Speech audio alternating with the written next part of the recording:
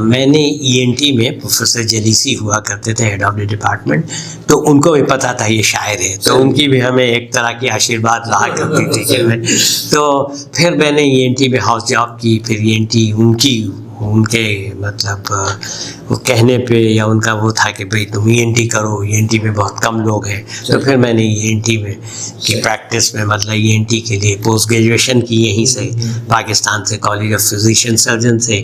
اور پھر اس کے بعد جو ہے میں یعنی 1986 میں ENT سرجن بنا, ENT اسپیشلسٹ بن گیا.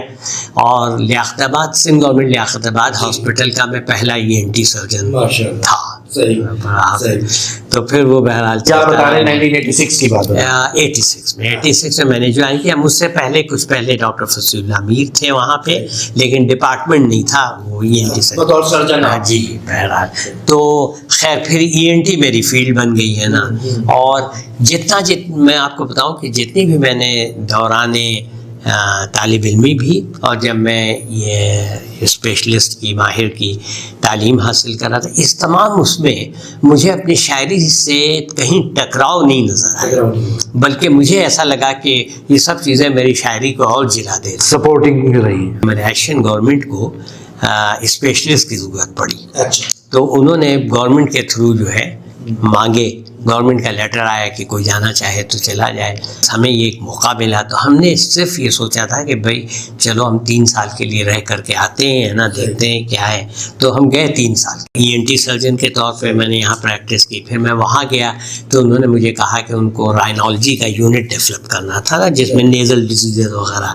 تو جب آپ کسی دوسرے ملک میں جاتے ہیں تو آپ کو اپنے منوانے کے لیے بڑی محنت کرنی پڑتی ہے. اچھا, ملائیشیا جو ایک ملک ہے وہ بہت پاکستان سے سائنسی طور پہ بہت آگے ہے نا. یعنی یہ سمجھ لیجئے کہ اینڈوسکوپ, یہ ٹیلیسکوپ ہوتا ہے نا, اسے اینڈوسکوپ سے اس کی سرجری ہوتی ہے, ناک کے ذریعے دماغ کے, اور یہ سائنسز وغیرہ کی سرجری ہوتی ہے. میں نے یہاں پہ صرف اس کو یا تو کتابوں میں پڑھا تھا یا KV سائٹ ہاسپٹل میں 1-2 جو ہے وہاں دیکھے تھے, پریکٹس تو نہیں کی تھی. میں وہاں گیا تو وہاں ہر کمرے میں وہ موجود تھا. اب مجھے سیکھنا تھا, میں تو اسپیشلسٹ کے طور پہ گیا تھا, اور میں یہ ظاہر بھی نہیں ہونے دینا چاہتا تھا کہ مجھے نہیں آتا ہے. تو میں نے بہت محنت کی, بہت محنت سے پڑھ کر کے. اور اس زمانے میں یہ YouTube کا بھی رواج نہیں تھا, تو لیکن بہرحال میں نے ان کو یہ محسوس نہیں ہونے دیا کہ مجھے اس کا استعمال نہیں آتا ہے نا. تو میں نے اس کا بھی استعمال کیا, اور اس میں جو ہے پھر یہ ہوا کہ میں رائنالوجی یونٹ ان کا چلانے لگا.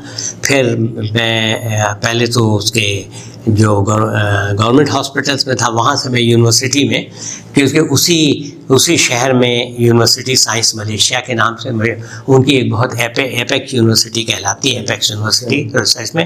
تو میں وہاں چلا گیا. وہاں جو ہے انہوں نے مجھے وہی رائنالوجی یونٹ دیا.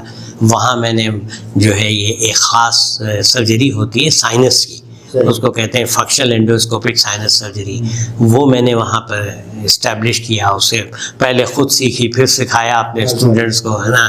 پھر اس زمانے تک ایک اور نئی, یہ 2001 کی بات ہے کہ ایک نئی سرجری شروع ہوئی تھی کہ یہ جو دماغ کے وہ بیس ہے, نچلا حصہ, اس کے ٹیومرس وغیرہ کی سرجری ناک کے تھرو ہوتی ہے, کینسر وغیرہ اس کی بھی.